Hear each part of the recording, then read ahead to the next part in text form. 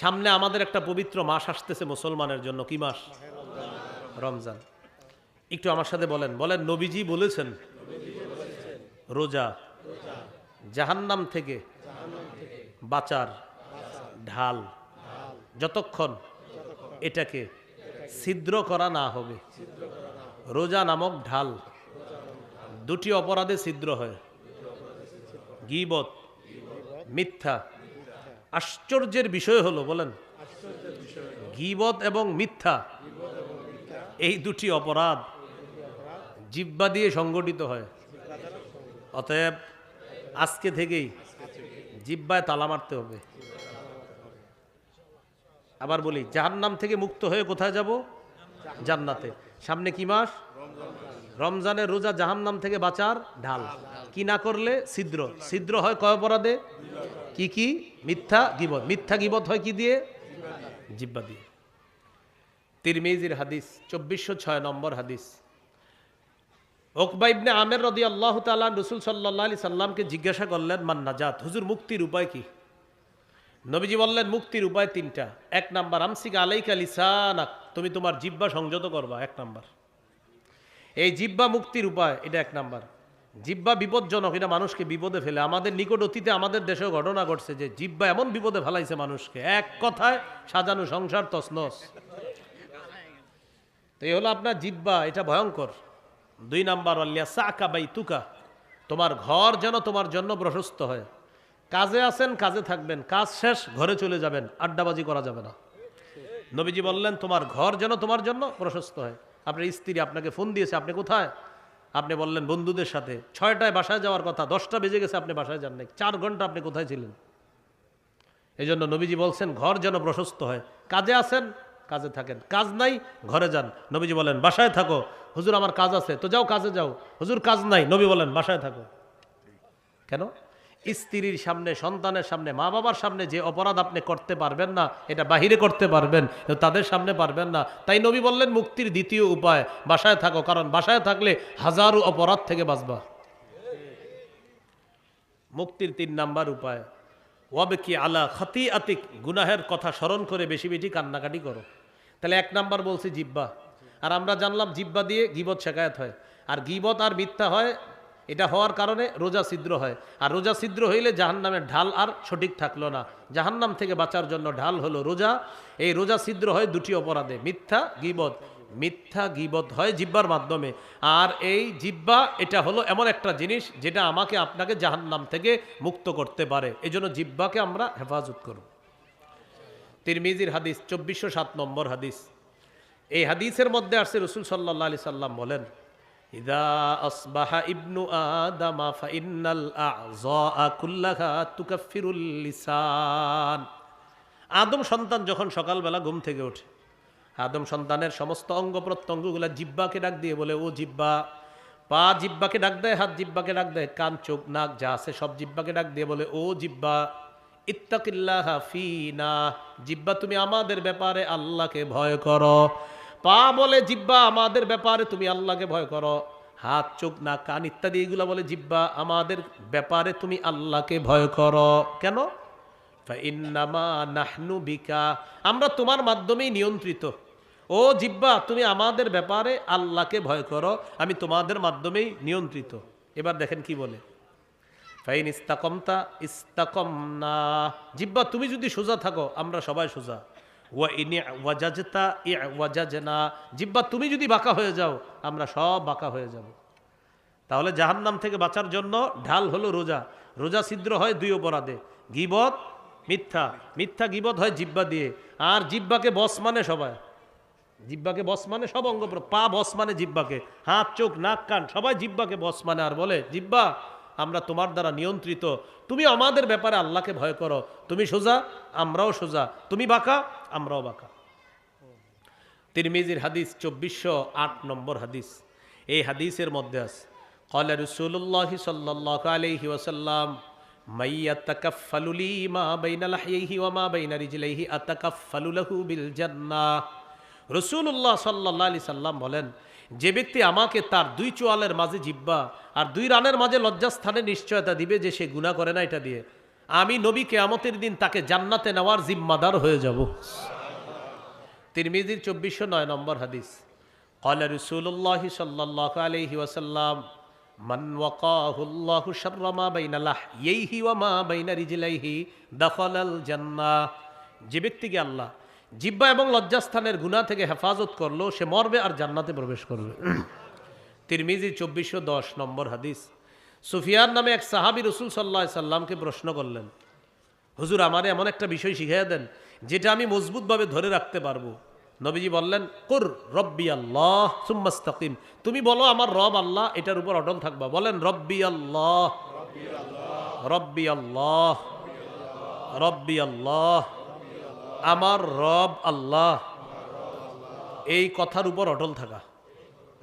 সাহাবীকে শিখিয়ে দিলেন তুমি এটা মজবুতভাবে ধরে রাখো যে আমার রব আল্লাহ, এটার উপর অটল থাকবা। এবার সাহাবী বললেন, মা আখওয়াফু মা তাখাফু আলাইয়া ইয়া রাসূলুল্লাহ, হুজুর আমার ব্যাপারে সবচেয়ে বিপজ্জনক মনে করেন কোন বিষয়টা? ফাখাযা বিলিসানি নাফসিহি, নবী নিজের জিহ্বা মুবারক ধরে বললেন, হাযা, এটা এটা এটা তোমার জন্য সবচেয়ে বিপজ্জনক। নবী নিজের জিহ্বা ধরে বললেন, সাহাবী এটা এটা তোমার জন্য সবচেয়ে বিপজ্জনক। এখন আপনাদেরকে খুব সুন্দর একটা হাদিস শোনা, হাদিস তো সবই সুন্দর, এই হাদিসটা মন দিয়ে শোনেন। তিরমিজির 2616 নম্বর হাদিস, 2616 হাদিসের বর্ণনাকারী মুআজ ইবনে জাবাল রাদিয়াল্লাহু তাআলা তিনি বলেন, কুনতু মা রাসূলিল্লাহি সাল্লাল্লাহু আলাইহি সাল্লাম ফি সাফারিন। বাহিরের আওয়াজটা একটু কমায় দেন, ওই যে যেটা বাড়ি খাইতেছে একটু কমায় দেন, হালকা একটু কমায় দেন। হ্যাঁ, মুআজ ইবনে জাবাল রাদিয়াল্লাহু তাআলা আনহু বলেন, আমি রাসূল সাল্লাল্লাহু আলাইহি সাল্লামের সাথে এক সফরে ছিলাম। তো সফর করতে করতে একদিন সকালবেলা নবীর কাছাকাছি আছি আমি। নবীজিকে আমি বললাম, খুব মন দেন পুরাটা, আখবিরনি বিআমালিন ইউদখিলুনিল জান্নাহ ওয়া ইউবাইদুনি মিনান নার, আমাকে এমন কিছু আমলের কথা বলেন যে আমল আমাকে জান্নাতে নিবে আর জাহান্নাম থেকে দূরে রাখবে, এমন কিছু আমলের কথা বলেন। রাসূলুল্লাহ সাল্লাল্লাহু আলাইহি সাল্লাম বললেন, লাকাদ সাআলতানি আন আযীম, তুমি আমাকে কঠিন একটা প্রশ্ন করলা। সাহাবীকে বলতেছে, তুমি আমাকে কঠিন একটা প্রশ্ন করছো। ওয়া ইন্নাহু লায়াসিরুন আলা মান ইয়াসসারাহুল্লাহ, তবে এই প্রশ্নটা তার জন্য সহজ যার জন্য আল্লাহ সহজ করে দেয়। সাহাবীকে বললেন, তা'বুদুল্লাহ লা তুশরিকু বিহি শাইআ, তুমি আল্লাহর ইবাদত করবা, শিরিক করবা না। দেখেন সবাই এসে গেছে। ওয়া তুকিমুস সালাহ, নামাজ পড়বা। ওয়া তুতিজ যাকাত, যাকাত দিবা। ওয়া তাহুজ্জুল বাইতা, হজ করবা। ওয়া তাসুমু রমাদান, রমজানের রোজা রাখবা। এটা বলার পর নবী বললেন, আলা আদুল্লুকা আলা আবওয়াবিল খাইর, আচ্ছা আমি কি তোমাকে কল্যাণের দরজা সমূহের কথা বলবো না? এবার নবী বললেন, শোনো, কল্যাণের অনেক দরজা, এর মধ্যে উল্লেখযোগ্য কল্যাণের দরজা 3টা। প্রিয় ভাইয়েরা, কল্যাণের দরজা কয়টা? 1, আস-সাওমু জুন্নাহ, 1 নাম্বার কল্যাণের দরজা রোজা রাখা। 2 নাম্বার, ওয়াস-সাদাকাতু তুতফিউল খাতিআতা কামা ইউতফিউল মাউন নার, 2 নাম্বার কল্যাণের দরজা সদকা করা। সদকা গুনাহকে এমনভাবে মিটিয়ে দেয় যেমন পানি আগুনকে নিভিয়ে দেয়। 3 নাম্বার, ওয়াসালাতুর রাজুলি ফি জাওফিল লাইল, রাতের বেলা তাহাজ্জুদ পড়া। রাতে কি পড়া? তাহাজ্জুদ পড়া। তাহলে কল্যাণের দরজা কয়টা শিখলাম? 3টা। রোজা, সদকা, তাহাজ্জুদ। রোজা, সদকা, তাহাজ্জুদ। কেউ যদি মনে করেন আমার ঘরে অভাব অনটন লাগছে, বরকত দরকার, রিজিক দরকার, আপনি এই 3 আমল বাড়ায় দেন। রোজা রাখেন, সদকা করেন। হুজুর আমার নিজেরই তো নাই, সদকা করবো কিভাবে? 1 টাকা সদকা করেন ডেলি, 2 টাকা সদকা করেন, আপনি এটা করেন। তাহলে রোজা, সদকা, তাহাজ্জুদ, নামাজ পড়েন। এটা বলার পর নবীজি বললেন, আলা উখবিরুকা বিরাসিল আমরি কুল্লিহি ওয়া আমুদিহি ওয়া দিরওয়াতি সানামি, আচ্ছা আমি কি তোমাকে কোনো বিষয়ের মূল কোনটা, খুঁটি কোনটা আর চূড়ান্ত শিখর কোনটা এটা বলবো না? নবীজি বললেন, রাসুল আমরি আল ইসলাম, মূলের নাম হলো ইসলাম। ওয়া আমুদুহু আস-সালাহ, খুঁটির নাম হলো নামাজ। ওয়াদিরওয়াতু সানামিহি আল জিহাদ, চূড়ান্ত শিখরের নাম হলো জিহাদ। এটা মুখস্থ করতে হবে। বলেন, মূলের নাম ইসলাম, মূলের নাম খুঁটির নাম নামাজ, মূলের নাম ইসলাম, মূলের নাম খুঁটির নাম নামাজ, চূড়ান্ত শিখরের নাম জিহাদ। তাহলে এবার একটু বুঝেন, ইবাদতের কথা এসে গেছে, শিরিক না করার কথা আসছে, নামাজের কথা আসছে, রোজার কথা আসছে, হজ, যাকাত, এরপরে কল্যাণের দরজা, সৎকার কথা আসছে, জিহাদের কথা আসছে, ইসলামের কথা আসছে। বলেন আর কিছু বাকি আছে? মৌলিকভাবে এগুলো ব্যাখ্যা করলে আপনি সারা জীবন চলতে পারবেন। এগুলা বলার পর নবীজি বলেন, শোনো, তোমারে যতক্ষণ ওয়াজ করলাম, আলা আদুল্লুকা আলা মালাকি যালিকা কুল্লিহি, সবগুলার সার নির্যাসটা এটা তোমারে বলবো না? আমি তো যতক্ষণ ওয়াজ করলাম, সার নির্যাসটা কি তোমাকে বলবো না? সার নির্যাস তো এখনো বলি নেই। তো এটাই তো দরকার, কি বলেন? সার নির্যাস দরকার। নবীজি বললেন, মুআজ কুফা আলাইকা হাজা, এটা হলো সার নির্যাস, এটা নিয়ন্ত্রণ করো। এটা সাহাবী অবাক, হুজুর এটা নিয়ন্ত্রণ মানে? হ্যাঁ, এটা জিহ্বা নিয়ন্ত্রণ করো, সব ঠিক থাকবে। আমি যত ওয়াজ করলাম এই সবগুলা ঠিক থাকবে, এটা যদি নিয়ন্ত্রণ করো, জিহ্বা নিয়ন্ত্রণ করো। সাহাবী অবাক হয়ে, এতক্ষণ একটা প্রশ্ন করে নাই সাহাবী, কিন্তু এই কথা শুই না প্রশ্ন করে ফেলছে। ইন্না লামুআখাযুনা বিমা নাতাকাল্লামু বিহি ইয়া রাসূলুল্লাহ, হুজুর জিহ্বার অপরাধের কারণে কি আমাদেরকে পাকড়াও করা হবে? নবীজি বললেন, হাল ইয়াকুব্বুন নাসা ফিন নারি আলা বুজুহিহিম আও আলা মানাখিরিহিম ইল্লা হাসাইদু আলসিনাতিহিম, বেশিরভাগ মানুষের মাথাটা নিচের দিকে দিয়ে, পাগুলা উপরের দিকে দিয়ে, জিহ্বার অপরাধে তাদেরকে জাহান্নামে নিক্ষেপ করা হবে। বেশিরভাগ মানুষ জাহান্নামে যাবে জিহ্বার অপরাধে। মাথাটা নিচের দিকে, পা উপরের দিকে, মানে উল্টা করে তাদেরকে ধাক্কাইতে ধাক্কাইতে জাহান্নামে নিক্ষেপ করা হবে। শুধু কোন অঙ্গের অপরাধে? রোজা ছিদ্র হয় কয় অপরাধে? কি? মিথ্যা গীবত কি দিয়ে হয়? বেশিরভাগ জাহান্নামে যাবে কিসের কারণে? ফামান যুহজিহা আনিন নার ওয়া উদখিলাল জান্নাহ, যাকে জাহান্নাম থেকে দূরে রাখা হবে, জান্নাতে প্রবেশ করানো হবে, ফাকাদ ফাজ, তারা সফল হয়ে যাবে, সে সফল হবে। সফল হতে চাই তো সবাই ইনশাআল্লাহ? আল্লাহ তৌফিক দান করেন। সুবহানাল্লাহি ওয়া বিহামদিহি, সুবহানাকাল্লাহুম্মা ওয়া বিহামদিক। আরেকটা বিষয় গুরুত্বপূর্ণ, জিহ্বার অপরাধ থেকে যেহেতু বাঁচবেন, রমজানের প্রথম রাত শুরু হইলে ইবলিস কিন্তু বন্দী। এখন ইবলিস এখন থেকে কিছু মানুষ তৈরি করে যাইতেছে যে আমি তো থাকবো না, তোমাদেরকে কিছু দায়িত্ব বুঝাই দিতেছে। রমজানে এই দায়িত্বগুলো পালন করার জন্য আপনাদের কাছে আসবে অনেকে। যেমন আপনি কোরআন পড়তেছেন মসজিদে বসে বসে, নিয়ত করছেন 3 পারা পড়বেন। ওয়াইদা কিলা লাহুম তাআলাউ ইলা মা আনজালাল্লাহু ওয়া ইলার রাসূল, আপনি বসে বসে পড়তেছেন, একজনের পিছন দিয়ে এসে আসসালামু আলাইকুম। আচ্ছা, আপনার কি দরকার এখন সালামটা দেওয়া? অন্য পড়তেছে, আর যাক দিছে সালাম, তো সালামের জবাব নিয়ে বলতেছে, ভাই তেলাওয়াত করতেছি। আচ্ছা করেন, একটু কথা আছে। তো উনি নিয়ত করছে কয় পারা পড়বে? 1 পারা পড়ার পরে উনি কোরআন বন্ধ করে বলতেছে, ভাই বলেন কি বলবেন? তারাবি পড়ছেন? জিজ্ঞাসা করতেছে।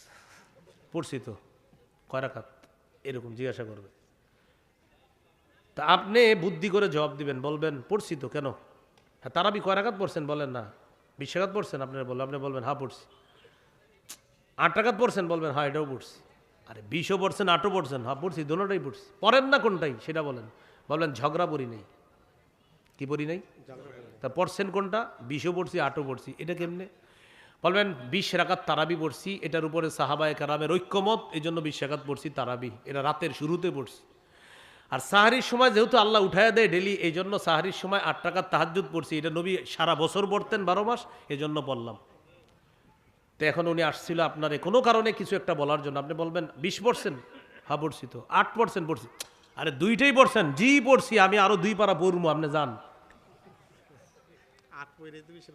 ফাইন সাবাহু আহাদুন, নবী বলছেন কেউ যদি ঝগড়া করতে আসে বলে দিবা ইন্নী ইমরুউন সাইম, আমি রোজাদার, যান, ঝগড়া করবো না। তাহলে আমি আপনাদেরকে বলে দিলাম, 20ও পড়বেন, 8ও পড়বেন। 20 পড়বেন তারাবি, এটা হলো রমজানের আমল, আর তাহাজ্জুদ পুরা 12 মাসের আমল। এখন আপনি বলবেন হুজুর 12 মাস তো পড়ি না। চেষ্টা করেন পড়ার জন্য। 12 মাস, আমাদের দেশে অনেক বুজুর্গরা 12 মাসও পড়ে, মানে আপনি পড়তে পারেন না, এটা অন্য। কিন্তু আল্লাহ যেহেতু রমজানে উঠাইয়া দিচ্ছে, আপনি রমজানে 8 রাকাত তাহাজ্জুদ পড়ার চেষ্টা করবেন ইনশাল্লাহ। না পারলে 6 রাকাত, না পারলে 4 রাকাত, না পারলে 2 রাকাত, 2 যেন মিস না হয়। প্রিয় ভাইয়েরা, 2 যেন কি না হয়, মিস না হয়। আর একটা গুরুত্বপূর্ণ বিষয়, সাহারিতে খেজুর খাবেন সবাই। সাহারিতে ভাত তো খাবেন, ভাত, গরু, ইলিশ মাছ, এগুলো না হলে তো হয় না আমাদের। তো সবই খাবেন, কিন্তু খেজুর খাবেন। কি খাবেন? হ্যাঁ, খেজুরটা খাবেন, এটা অবশ্যই খাবেন। নবীজি বলেছেন নি'মা সাহুরুল মুমিনি আত-তামার, মুমিনের কতই না উত্তম খাদ্য হলো খেজুর। সাহারিতে খেজুর খাওয়া এটা মুমিনের কতই না উত্তম খাদ্য।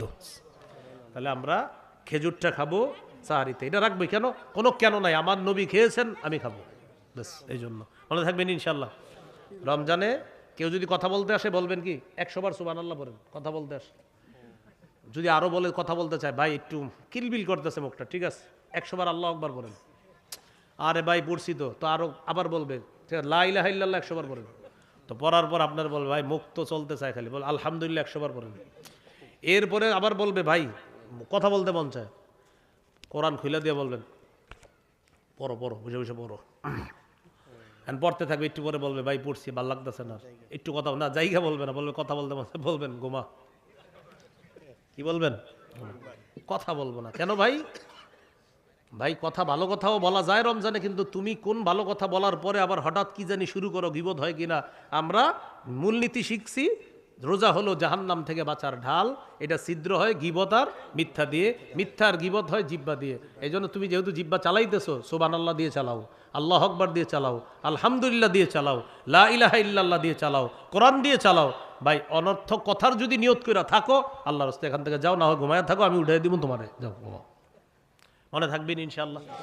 তাহলে ভাই রমজানটা কাটানোর চেষ্টা করবেন খুব ভালোভাবে, আল্লাহ তৌফিক দান করেন। আলহামদুলিল্লাহ, আলহামদুলিল্লাহ কাফা ওয়া সালামুন আলা ইবাদিহিল্লাযীনা ইসতাফা। আম্মা বা'দু ফাআউযু বিল্লাহি মিনাশ শাইতানির রাজীম। بسم الله الرحمن الرحيم. ولا يحسبن الذين يبخلون بما آتاهم الله من فضله هو خيرا لهم بل هو شر لهم سيطوقون ما بخلوا به يوم القيامة ولله ميراث السماوات والأرض والله بما تعملون خبير. لقد سمع الله قول الذين قالوا إن الله فقير ونحن أغنياء سنكتب ما قالوا وقتلهم الأنبياء بغير حق ونقول ذوقوا عذاب الحريق ذلك بما قدمت أيديكم وأن الله ليس بظلام للعبيد. الذين قالوا إن الله عهد إلينا ألا نؤمن لرسول حتى يأتينا بقربان تأكله النار قل قد جاءكم رسل من قبلي بالبينات وبالذي قلتم فلم قتلتموهم إن كنتم صادقين فإن كذبوك فقد كذب رسل من قبلك جاءوا بالبينات والزبر والكتاب المنير كل نفس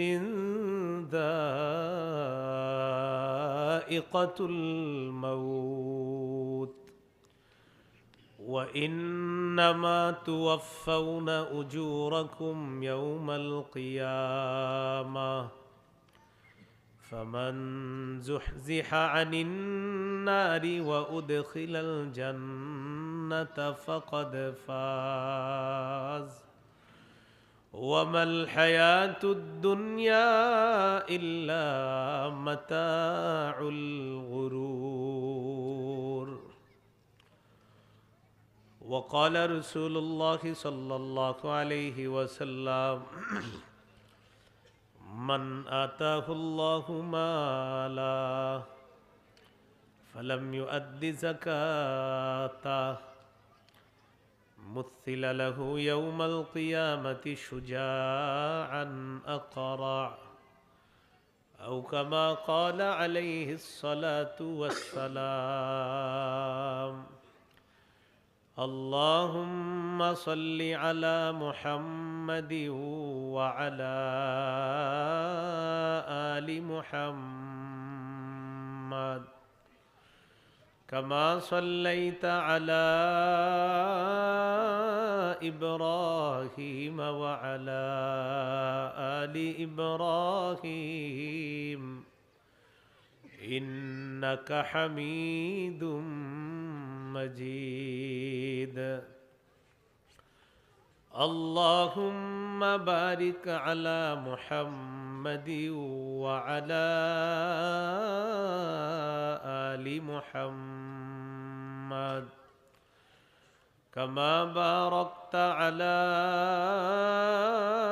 إبراهيم وعلى آل إبراهيم إنك حميد مجيد اللهم إني أعوذ بك من شر لساني ومن شر سمعي ومن شر بصري ومن شر مني বাইতুন নূর চানমিয়া জামে মসজিদ পরিচালনা কমিটি ও এলাকাবাসীর উদ্যোগে আমবাগান দক্ষিণ মনসুরনগর জাহাঙ্গীরনগর বিশ্ববিদ্যালয় আমবাগান গেট সংলগ্ন সাভার ঢাকার উদ্যোগে আয়োজিত পঞ্চম বার্ষিক তাফসীরুল কোরআন মাহফিলে গুরুত্বপূর্ণ আলোচনা করেছেন হাফেজ মাওলানা মুফতি আবু বকর মোহাম্মদ তাহের, ইমাম ও খতিব পূর্ব পানধোয়া জামে মসজিদ পানধোয়া আশুলিয়া ঢাকা। মুফতি আব্দুল কুদ্দুস সিরাজি, ধর্মীয় আলোচক এশিয়ান টিভি মোহনা টিভি। আমন্ত্রিত হজরত উলামায়ে কেরাম, আজকের সভাপতি আলহাজ সৈয়দ আহমদ পাটোয়ারি, সভাপতি অত্র জামে মসজিদ। মাহফিল পরিচালনায় হাফেজ মাওলানা মুফতি মুনিরুল ইসলাম, ইমাম খতিব অত্র জামে মসজিদ মাওলানা আসলাম আলী মুয়াজ্জিন অত্র জামে মসজিদ। শুভেচ্ছান্তে মাওলানা মোহাম্মদ মোশাররফ হোসেন, সেক্রেটারি অত্র জামে মসজিদ। উপস্থিত হজরত উলামায়ে কেরাম, মুসলমান ভাইরা,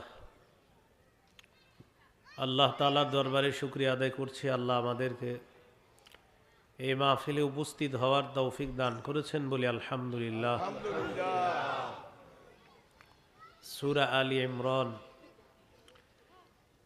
180 থেকে 185 নম্বর আয়াত আপনাদের সামনে তেলাওয়াত করলাম। এই 6টি আয়াতের মধ্যে গুরুত্বপূর্ণ কয়েকটি বিষয়ে আলোচনা হয়েছে। 180 নম্বর আয়াতে আলোচনা হয়েছে যাদেরকে আল্লাহ তাআলা জাকাত যোগ্য সম্পদ দান করেন, এরপরেও যদি তারা জাকাত না দেয় তাদের কি পরিণতি হবে। 181 নম্বর আয়াতের আলোচনা হলো আল্লাহ তাআলা মানুষের কাছে কর্জে হাসানা চান। মানুষ যেটা আল্লাহর রাস্তায় খরচ করে এটা আল্লাহ দ্বিগুণ বৃদ্ধি করে তাদেরকে এটার প্রতিদান দান করেন। এই বিষয়টি নিয়ে সাহাবী আবু বকর সিদ্দিক রাদিয়াল্লাহু তাআলা আনহুর কথোপকথন হয়েছে ইয়াহুদীদের সাথে। এক পর্যায়ে ইয়াহুদি প্রধানের মুখ থেকে একটা উল্টাপাল্টার শব্দ বের হয়েছে আল্লাহর শানে। আবু বকর সিদ্দিক তাকে একটা থাপ্পড় দিছে। এই হলো দ্বিতীয় আলোচনা। 3 নম্বর আলোচনা, কয়েকজন ইয়াহুদির কাছে দাওয়াত পৌঁছার পর তারা বলল, তাওরাত কিতাবে আল্লাহ আমাদের কাছ থেকে অঙ্গীকার নিয়েছে, আমরা কোনো রসুলকে ততক্ষণ বিশ্বাস করব না যতক্ষণ রসুল একটা কোরবানি পেশ না করবে আর ওই কোরবানিটা এসে আকাশের আগুন জ্বালায়া না দিবে, ততক্ষণ আমরা ঈমান আনব না। এটা তাওরাতে আমাদের কাছ থেকে আল্লাহ অঙ্গীকার দিয়েছেন। অতএব মুহাম্মদ সাল্লাল্লাহু আলাইহি সাল্লাম আপনিও একটা কোরবানি পেশ করেন, না করা পর্যন্ত আপনার উপরে ঈমান আনব না। নাউজুবিল্লাহ। 4 নাম্বার আলোচনা, নবীজিকে তারা মিথ্যাবাদী বলছে, নাউজুবিল্লাহ। আল্লাহ নবীজিকে সান্ত্বনা দিছেন, এইসব বললে আপনি কষ্ট নিয়েন না, আপনার পূর্বের রসুলদেরকেও মিথ্যাবাদী বলা হয়েছে। 5 নম্বর আলোচনা, নবী আপনি সকলকে জানায়া দেন আপনার কথা যারা বিশ্বাস করতেছে তারাও মরবে, যারা বিশ্বাস করে না তারাও মরবে। সকলকে কিয়ামতের ময়দানে তাদের প্রাপ্য পরিপূর্ণভাবে বুঝিয়ে দেওয়া হবে। এই 5টি বিষয়ে মৌলিক আলোচনা সূরা আলী ইমরানের 180 থেকে 185 নম্বর এই 6 আয়াতের মধ্যে মৌলিক 5টি বিষয় আল্লাহ আলোচনা করছেন। 180 নম্বর আয়াতে আল্লাহ বলেন, ওয়ালা ইয়াহসাবান্নাল্লাযীনা ইয়াবখালুনা বিমা আতাহুমুল্লাহু মিন ফাদলি হুয়া খায়রাল লাহুম বাল হুয়া শাররুল লাহুম। আল্লাহ যাদেরকে সম্পদ দান করেছেন, এই সম্পদ খরচ করতে যারা কৃপণতা করে, উদ্দেশ্য হলো যারা জাকাত দিতে কৃপণতা করে, জাকাত আদায়ে যারা কৃপণতা করে, তারা যেন এটা মনে না করে যে আমি কৃপণতা করে যে জাকাত দিলাম না এটা আমার জন্য কল্যাণ, আমি বেঁচে গেলাম, হুজুররা বুঝতে পারে না আমি যে জাকাত না দিয়েও এলাকায় ঘোরাফেরা করি।